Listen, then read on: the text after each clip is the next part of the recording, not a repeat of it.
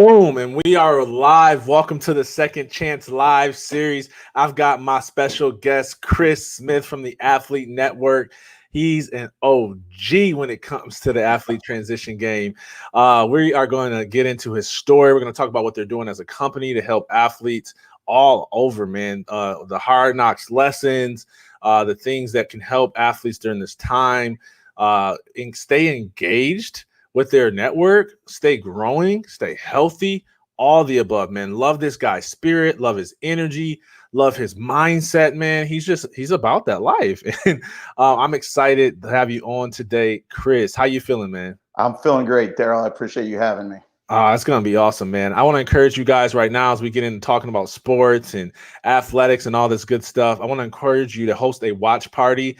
This is a great time. If you host a watch party, Facebook will literally tell your friends that they should join you in watching and tuning into this episode. So even if you are at work or driving right now, pull over to the side of the road. Don't get in an accident.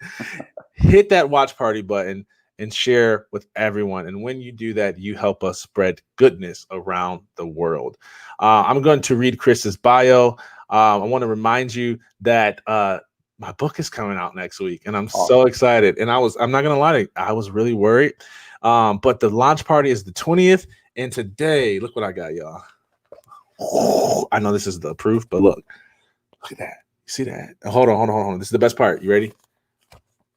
Oh, man, look at that handsome man. Handsome guy on the back. It's so surreal, man. It really is. I'm really excited, and it's a labor of love. So, Chris, my friend, as the founder of Athlete Network, Chris gets to work with his amazing team on a relentless pursuit to bring relevancy and inspiration to the world's athletes. Born and raised in Hawaii, he not only grew up in one of the most beautiful places in the world, but one of the most diverse as well. The Aloha Spirit of being friendly and willing to help anyone is in his DNA. Chris played football for the University of Hawaii and was part of their championship season in 1999, as well as for Missouri State. Y'all, show some love in the comments to Mr. Chris. Say thank you for coming on, and make sure you drop your questions. Chris, let people know about what's not in your bio. Oh, that's a great question. I'm an avid sailor, grew up sailing, racing sailboats. I live in the Midwest now, all the way from Hawaii, which is quite the cultural shock. But I'm a former lineman, though, and I'm in Kansas City where the barbecue's darn good. So that piece isn't in my bio. But no, really, I love working with athletes. I've been an athlete my whole life, and it's my life's passion and goals. So I'm thrilled to be here. Congrats on your book, man. That's an amazing accomplishment. Thank you, man. And thank you so much for your support, coming on the live and sharing with your audience as well. You know how passionate I am about mental health, and just grateful to have survived the darkness that came with my transition, and those that have high athletic identity as well. But man, you have your own story, and today I want to be more about you than me. Let us in on your story, man. I found it to be very inspirational. I can't wait to learn more. Yeah, absolutely. So as you mentioned, I'm from Hawaii. I played football at the University of Hawaii. I was a starting center, and that's when my first adversity in life hit. My coach got fired.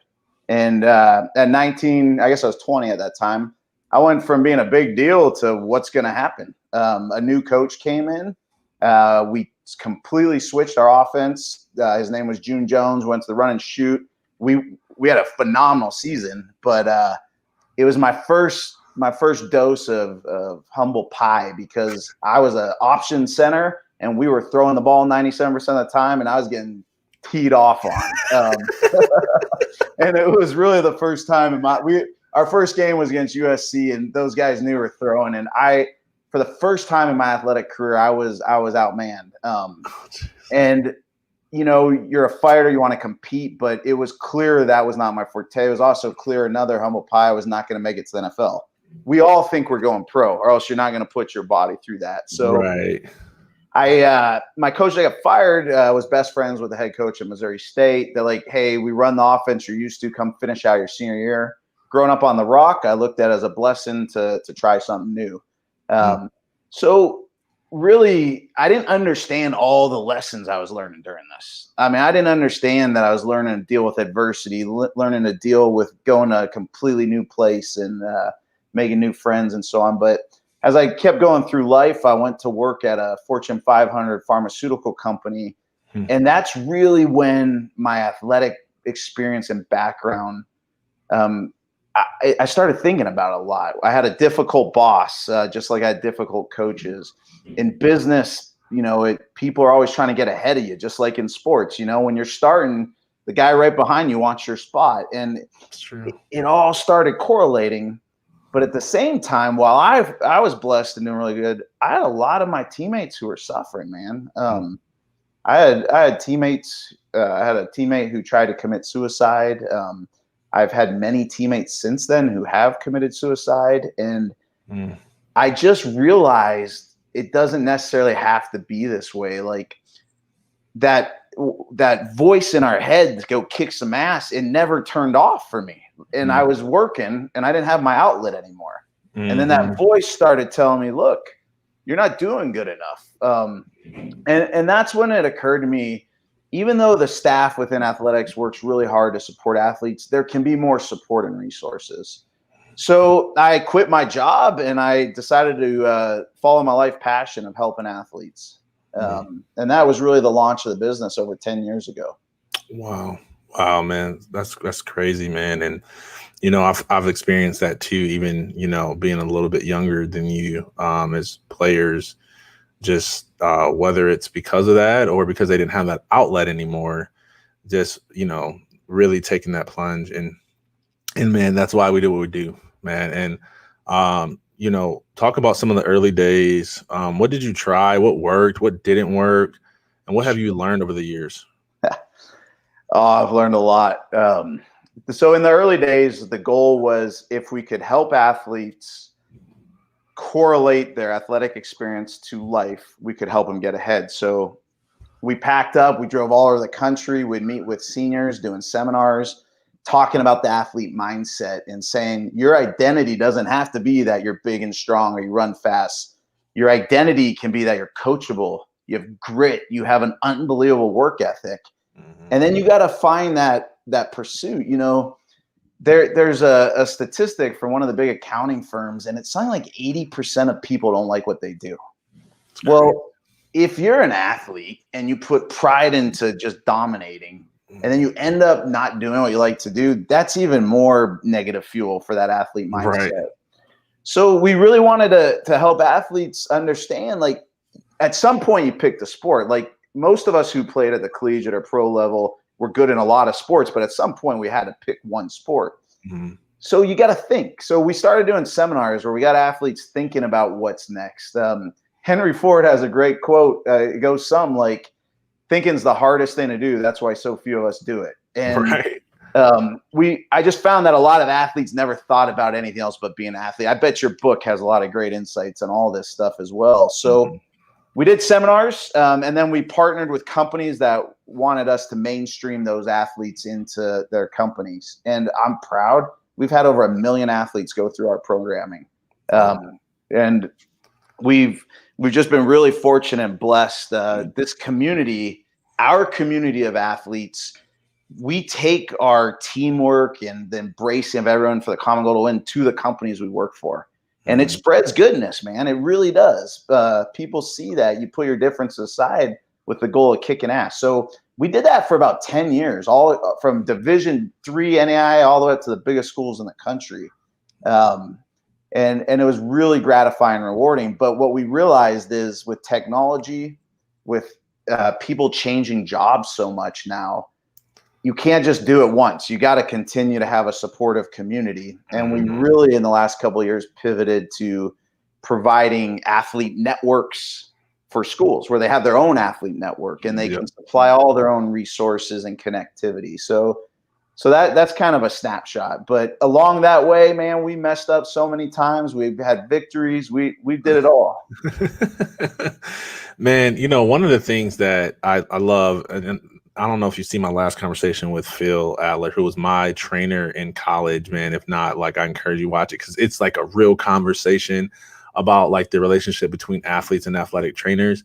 And I said to him, I love people that understand this challenge in this industry.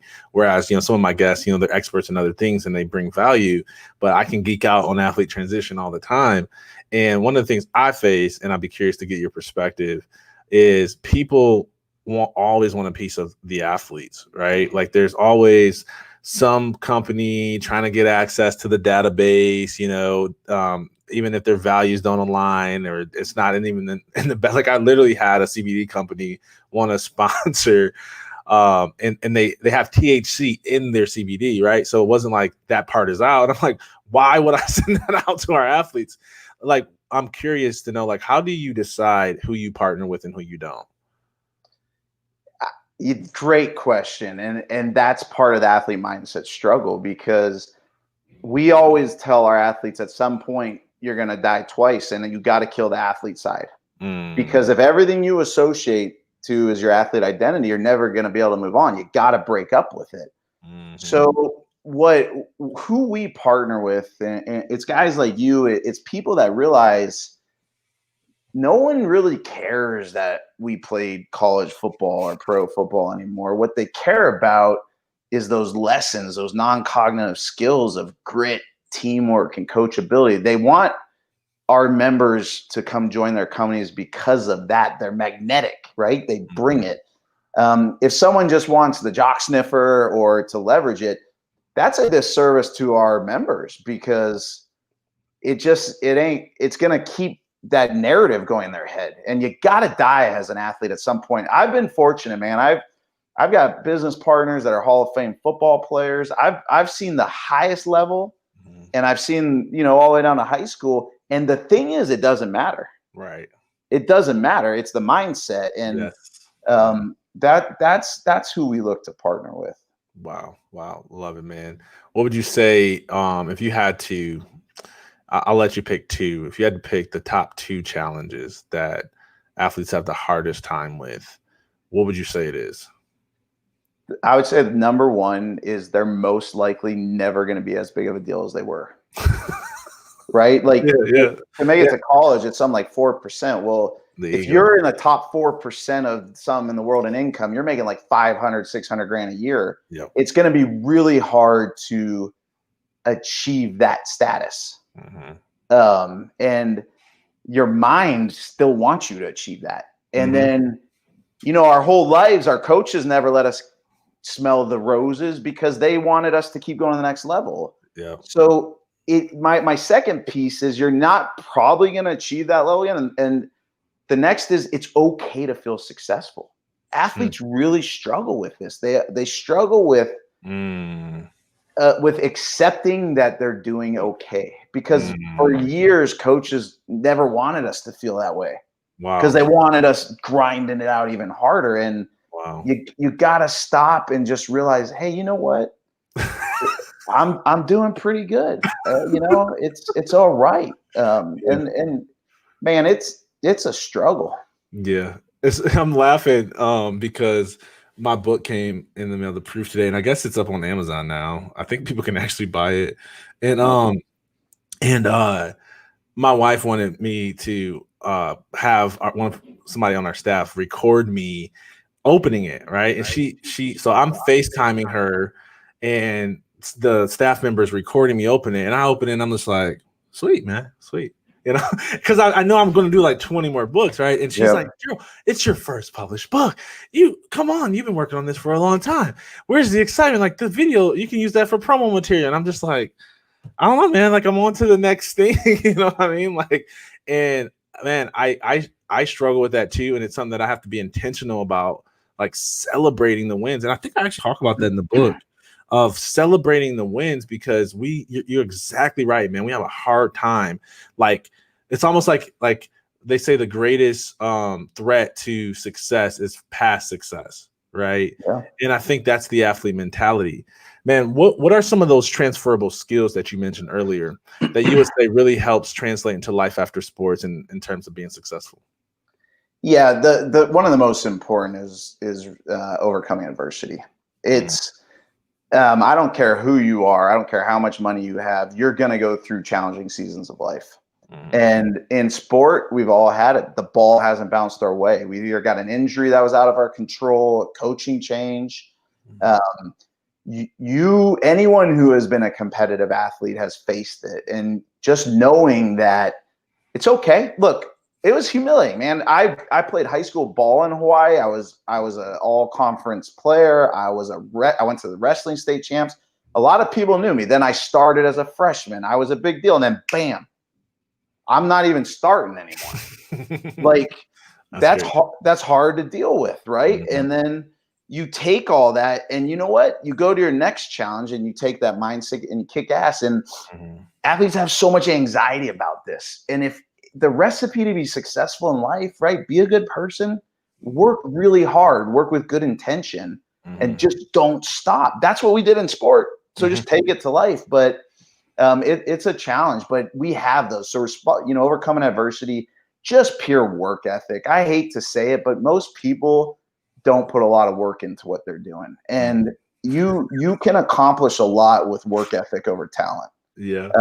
And I think athletes realize that piece. And just that competitive spirit, it's a double-edged sword, athlete mindset.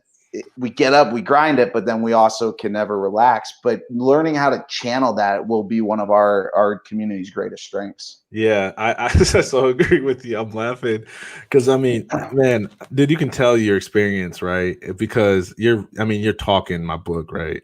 Like I literally talk about that and my struggles with that, and it is a good thing. And actually, one of my editors, I had 2 people edit the book, and one of them said, it's really good, Darryll. The only problem I have is I feel like you're talking athletes up while simultaneously like tearing everybody else down. And I'm like, well, that's not my heart, but like, like, hey, like when you're pushed to your max physically, mentally, and like you can't quit because it gets hard. You can't show up to work late. Like you can't quit in the middle of a game. You got to play till the clock hits 0. It creates a different mentality in you, no different than the military creates a different mentality in you. So like, I wholeheartedly get it. But then the bad side of that, and this is a funny story, and I'll shut up. But there was a kid talking junk, and I'm like, this was like 2-3 years ago, and I'm out of shape, I'm overweight, like I'm completely washed up, former back surgery, and he's talking junk while I'm trying to get in shape. I'm trying to run a mile. He's like, oh, he's playing basketball at the little neighborhood rim. You can't do anything, man. He's like, you can't play. And I'm like, man, this good dude doesn't know. I went to college to play both. And I'm like, man, I'm about to school this kid. I'm like, nah, probably, I haven't played in a while. My back's still hurt. Let me just run this mile.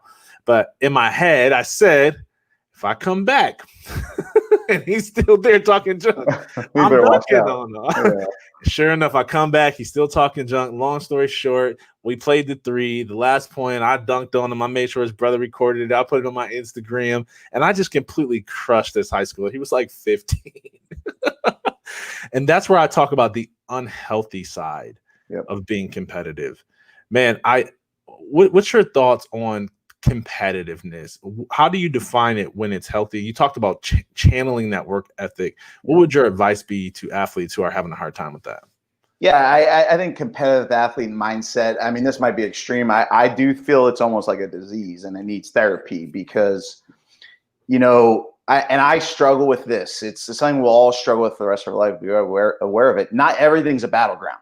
We don't have to win at everything. There were times where at Christmas with the family, I'm all stressed out about a board game because I want to win. That's unhealthy. It's not right. And you're going to wear people out. I'll never forget my boss when I went to headquarters. He's like, Chris, half the people are going to love you and half the people are going to hate you. Like, what do you mean? Who's going to hate me? Right.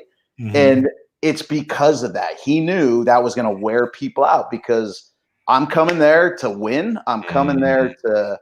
So it becomes unhealthy when you're not aware of it. I want our athletes to always stay competitive, but we also have to learn about it and learn that it's going to release a lot of cortisol. It's going to cause us to be stressed all the time, and it's going to be unpleasant. I was talking to a former group of NFL players, and one of the guys played for 17 years, and he started crying during this talk because he got divorced. He's blown all his money, and for some reason, that story I just shared about playing the board games, it made him realize why his family hated him so much. Yeah.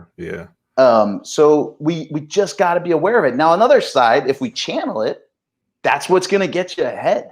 Yeah, because right. that's what's going to make you successful. So it is a balance. And awareness is key. And I think what would you say are some warning signs of when it's getting out of hand? One, I think most of us can feel it. Whether it's before a hoop game or running out of the tunnel, you feel yourself getting amped up. You can feel when you're getting a little too amped up. For me, trying to learn how to take deep breaths and meditate, but also, honestly, try to be a little introspective and look at your surroundings. Are people inviting you to do stuff? Are your colleagues coming to you? And I struggle with this. I got kids. I'm coaching them, and I can feel it. I can see when I'm going crazy in my head, and I got to bring it back down. So I think we all have that. If we're willing to acknowledge this. Because I still got buddies from my team, man, that think this is their gift in life. They think they don't want to lose their edge. Yeah. And you're going to be lonely at the end of the day if you don't learn to control it. Wow, that's powerful what you just said. And I'm going to be transparent. Like, I struggle with that too. I am super competitive. Now, I will say I don't know if it's because of my pastor or what. Like, I'm aware enough to where I'm like, okay, I got to shut it down. And you know what's hard for me, and maybe you can help me, is dealing with excuses, right? Because the athlete mentality goes, there's no excuses. It doesn't matter how many obstacles. It doesn't matter how tough. It doesn't and these are legit excuses, right? Like, my car broke down. Okay, well, you can get out and hike, but empathy, right? And so I'll be curious to know, like, what's your advice, man, for people like me who are like, no tolerance for excuses. And I know I'm not the worst one, but I'm pretty bad at it. Yeah, I think that's a big piece. My mentor, who's a very successful guy, COVID's been a challenge on everybody. On our business, it's been a challenge. And I don't even want to let COVID be a true excuse of why we're not necessarily blowing goals out the water. And it's like, Chris, man, he goes, I know you think you're being like tough and you're saying all the right things, but he goes, it's also kind of irritating. Like, this is a legit excuse. The first thing is, sometimes there are legitimate excuses. And instead of all the negative energy of getting fired up about the excuse, try to rechannel it and how do we make it an opportunity? I call it an opportunity solution outcome. And what I've started doing when teammates, because I'm with you, man, my team will have team meetings, and all I used to hear, excuse. I'm like, no, let's go kick some ass.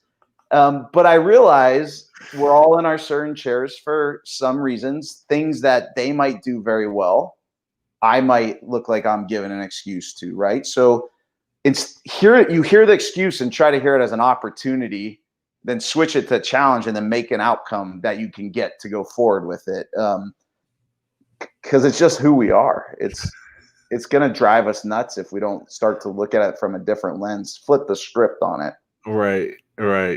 Man, this is really good conversation. And I want to encourage you, if you're joining, I'm talking to Chris, a former athlete, born in Hawaii, great dude, great energy, has worked with over 1 million athletes, walking them through transition from sports to career, helping them through all types of challenges, man. And I want to encourage you to go visit their website when we get done with our conversation, www.athletenetwork.com.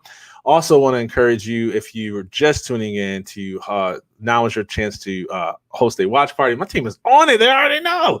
And share with everyone you know. And even if you're watching the replay, you can still do that. We appreciate your support, your advocacy for what we're doing. This is a conversation that needs to be normalized. This is a conversation that needs to be had more. We were just talking before we went live about just people popping into the industry, especially when COVID hit. I saw about 10 different companies or individuals branding themselves as transition experts, or people that are helping others like pivot into their next phase of life after sports. And I just said, like, man, it's an underserved market. Like, the more the merrier, right? Because you've got thousands and thousands of athletes who play sports each year, which means you've got thousands and thousands of athletes who transition out of sports each year, and it's dramatically underserved. But it takes hard work, it takes grit, man. What would you say is some of the elements that have made you guys successful as a company and really survive, right, for 10 years, and still be able to make a difference? It's a great question. I know it's cliche, but we're a mission-driven company. In the Fortune 500 world in the beginning, I made a lot more money, right? Like, when you're an entrepreneur following a passion, it's got to be with a true intention. And being a business that's small and growing and surviving recessions, pandemics, now just life, it's got to be a passion to get you through the up and down. So I think first and foremost, we are here to help athletes succeed. Our motto is to keep competing. We want them to keep competing until the day they die. That doesn't necessarily mean athletics. It means in life. Life is a competition. And we got to help them prepare themselves. So first and foremost, that is one of the keys. The other key is I hire really smart people, man. Yeah. I hire people that share that passion and vision and want to make a difference.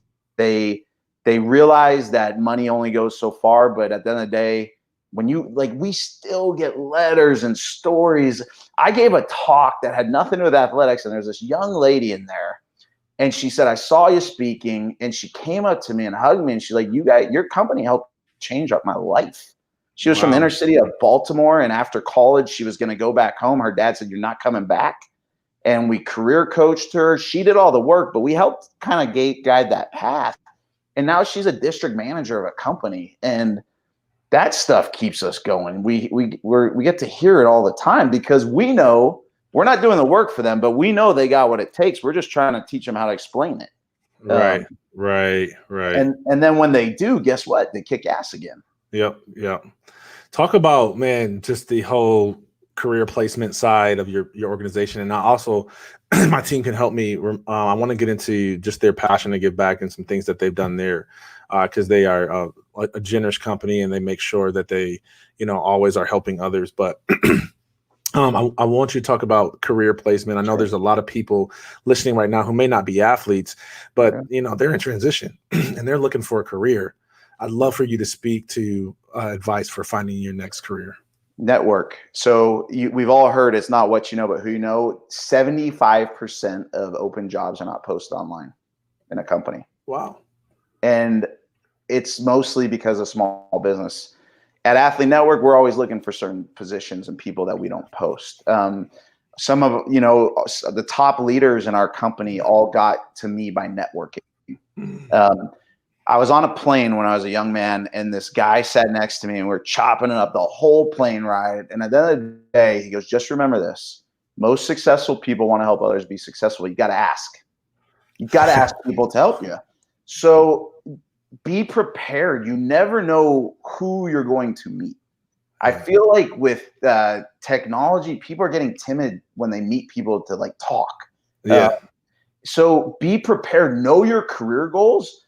And don't be scared to share them with people. You don't know who knows somebody who knows somebody. It happens all the time. I'll be in a small business group and someone will be like, oh, we need a new architect or a new marketing manager. Like, oh, I just met Jennifer, right? It's you've got to create a lot of champions for yourself. The worst thing, though, is when you're not prepared. So take the time to kind of create your credo, your elevator speech. When people approach me, and because we work with so many companies, and I'm fortunate to have a lot of relationships at the top, so they'll approach me. When people are decisive with their goals, the value they can bring, and then when they always close it, and I always do this, when they close it by saying, hey, what can I do to help you? That's how you soften it, right? And you'll be amazed at how many doors open for you. So know your goals, know your value, those traits you can bring. Let people know about them, and then watch what's going to start happening. It's one of the keys. Yeah, I think it's so good. And man, I remember talking to, I know David Meltzer's a mutual friend, and I remember talking to David, and I can't remember what I was asking him. It was something about I don't know. I don't know if it was fundraising or something. I was trying to tell him, how do you get past that barrier or challenge? And he goes, "Oh, that's easy, practice." And I was like, Yep. "Ugh, I want something different." And it's true though, man, because when you all you do is communicate digitally, you lose that practice. And so one of the things I encourage people to do, and we build this into our church, we build this into our practice, is like pick up the phone and call people. Because if you don't do it for long enough, it'll start to feel intimidating for you. So I mean, start with your friends. And that's what one thing I love about like network marketing stuff and like multi-level marketing is it Yep. forces you to ask. And the reason why that stuff works is because you have to ask to stay in business, right? But it's like when Yep. it comes to advancing our lives, we're so afraid to ask, right? And I don't know, why do you feel like people are so afraid to just ask for help? That's a really good question, because I used to think people were just scared, like, to ask for help. And I don't think it's that they're scared. I think it's that they think they're bothering people. I Mhm. think no one. It's funny because I get so tired. People are like, oh, I don't want to go into sales. Everything in life is a freaking sale, man. Right. And um, I think people get irritated when they're being sold something, so they feel like it's almost like they're selling something. Mhm. Um, I've got a buddy. He was my college roommate at Hawaii. He played linebacker there. Who is an unbelievably successful financial advisor. I'm talking top 2%. Like, makes a killing. And to this day, he gets asked to speak. And he made his living making cold calls. He still does it. And he'll get all these young guys and women right out of school, and they're like, well, I know cold calls don't work anymore. He's like, wait, what? That's why I'm speaking up here. And that, pick up the phone, it will make you money. And just, you're not, if you do it the right way, they're probably not prepared. Every person that I've met that I think in my definition of success is successful, they're always willing to help people. You gotta just be prepared. So I think there's two reasons. You're not bothering people. Another one is they probably haven't put the time in to prepare themselves for the conversation. So they Mm. feel a little naive to do it. It's Mm. simple. What are your goals? What value to bring, and offer to help, ask them if you can do anything for them. And Mm. you can approach a CEO of a Fortune 500 company, a professional athlete. It doesn't matter. Mm. It Mm. you just it's what you do, and it'll work. Man, Chris is preaching my book right now. He doesn't know this, but like in my book, I talk about my struggle with being a public speaker, and I thought that it wasn't something I was called to because it wasn't something I was confident in, not realizing that I hadn't practiced enough, and I didn't have a confidence issue. I had a competence issue. And the more that I practiced, the better I got, the more that I liked it. And now it's like I talk too much, right? And people are like, yes, yes, comment in the chat if you think I talk too much. It's all right. You shouldn't have tuned in. I'm just kidding. Thank you for tuning in. We appreciate you. Chris, I'd love to get into some of the like ways you guys give back and just some cool things that you guys have done, man. Talk about your just commitment and I don't know, just intentionality of doing that. Yeah, I mean, we created a student athlete resource guide that we used to monetize, and what we realized, and it's a progression of curriculum that helps. It starts with the 25 traits most athletes have. It helps them identify 3 of them. Then it helps them articulate it when they're meeting people in an interview setting. And we just realized it's too powerful to try to make money on it. So we literally went to all our schools and said, if you want it, we're just going to send it to you. We don't even care if you work with us or not, because if we can help lift the community up, it will ultimately help us too. So we do a lot of career coaching seminar sessions, that to groups that have nothing to do or we're never going to see a dollar for. And that's just important to us. In the beginning, we had to monetize a lot of those initiatives just to keep going. But Mhm. as we've kind of found our core focus and competency with our software, we're just trying to take the last decade of learnings and make it available, to anybody Mm, that wants to benefit from it. mm, love it, man. Man, I know that we're getting close on our time here, man, and I really appreciate you coming on, sharing your story. Man, this has just been an awesome conversation. Guys, if you're just tuning in, I just want to say thank you. Drop us some love in the comments. Make sure you share all that good stuff. Man, talk about the career fair that you guys got coming up, and how can people find out about it, and or how can they stay tuned to learn more information when you guys start publicizing it a little more? Yeah, absolutely. So what Athlete Network does is we provide software so an athletic community can have their own athlete network.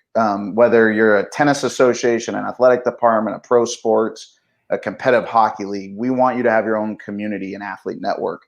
And then what we are doing the last week of October is to all of our networks, we're doing a national athlete career week, and we're launching it with 5 major companies who will be talking about everything from the interview process to how do you, with all the online tools, what tools should you use to your athlete identity. And then there'll be over 30 companies who have jobs posted.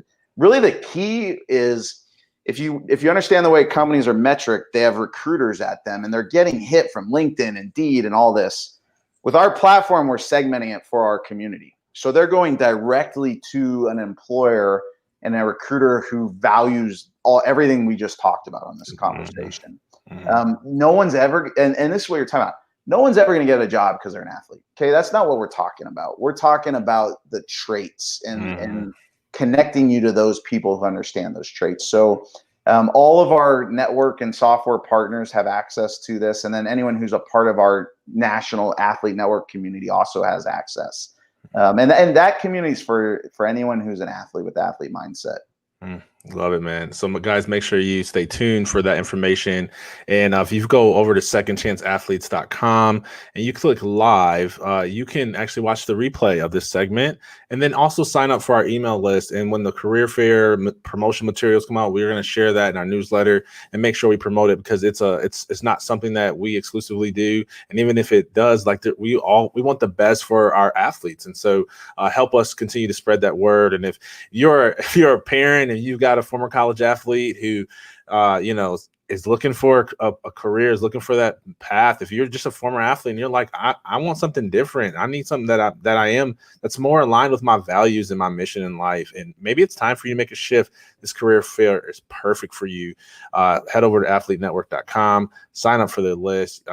They send out great blogs. In fact, there's this great writer named Darryll Stinson that just wrote this great blog on the 5 lies of depression. And so your blog killed it, man. It killed it. It was oh man, spot on. I've got so much feedback from that, and I mean, it amazes me. And this is a good note to kind of land the plane on. Of you just never know who you can impact. Yep. And we had this conversation, and we're just like, well, yeah, man, let's just do some stuff together. I mean, it's easy when just write a blog and things like that, and we'll feature your book and cross promote, right? And then I write this blog post, and they send it out, and they do such a great job of just like making sure they pull quotes and stuff from it. And I get this message from this executive. I don't know if he's a former athlete or not. We're still kind of going back and forth, but he's just like, "This is exactly what I was going through. Thank you." And then I get on, I'm doing my second TEDx talk, and the event host, while I'm doing my second TEDx talk, is like off the record. He's like, "It really impacted me." Because he was looking up, trying to see who I was so he can have some things to say, came across the blog. And it's just like, this dude is, an investor in a TEDx stage. He's in a great place in life, but whatever he's going through, he needed to hear that, right? And he's not even a former athlete.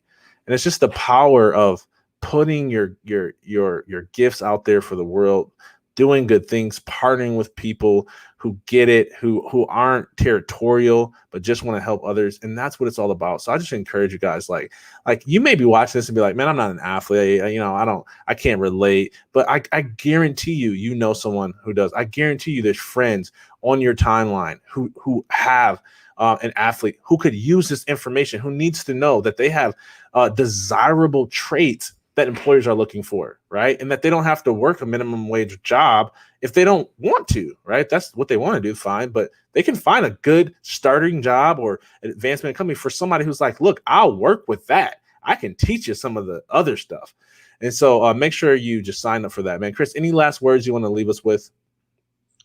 No, thank you for having me. Thanks for all you do. I'm happy to help promote your book and everything, because it's sincere and it does help people. And we got two choices in life. We can either be Eeyore and think down, or we can be positive and keep going forward, man. So keep competing. Find a circle of influence that's got your best intention, and work together, and good things are going to come. So I appreciate you. I appreciate your work. Thank you. And thanks for having me on. Yeah, it's been my pleasure, man.